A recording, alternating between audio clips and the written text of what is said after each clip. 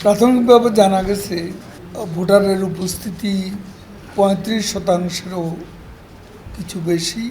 অবাধ ও সুষ্ঠু পরিবেশে ভোটাররা নির্বিঘ্নে তাদের ভোটাধিকার প্রয়োগ করেছেন।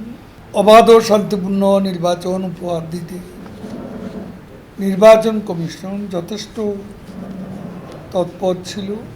যারা দায়িত্ব পালন করেছেন সকলকে আমি মোটামুটি শান্তিপূর্ণ নির্বাচন অনুষ্ঠানের জন্য আওয়ামী লীগের পক্ষ থেকে আন্তরিক ধন্যবাদ জ্ঞাপন করছি। গত নির্বাচনে আওয়ামী লীগের বিজয়ের পরও বিএনপি গলাবাজিটা আগের তুলনায় অনেক বেড়ে গেছে। তারা মাঠের আন্দোলনে ব্যর্থ, নির্বাচন ঠেকাতে ব্যর্থ।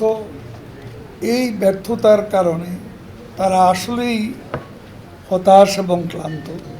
তারা ভেবেছিল যে জাতীয় নির্বাচনের পর দেশে একটা দুর্ভিক্ষ হবে, অনেক প্রাণহানি ঘটবে।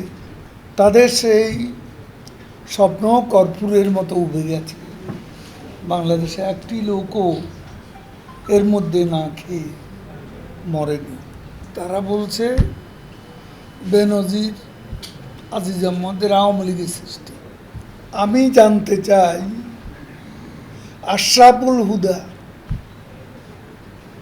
রকিবুল হুদা, কোহিনুর এরা কাদের সৃষ্টি?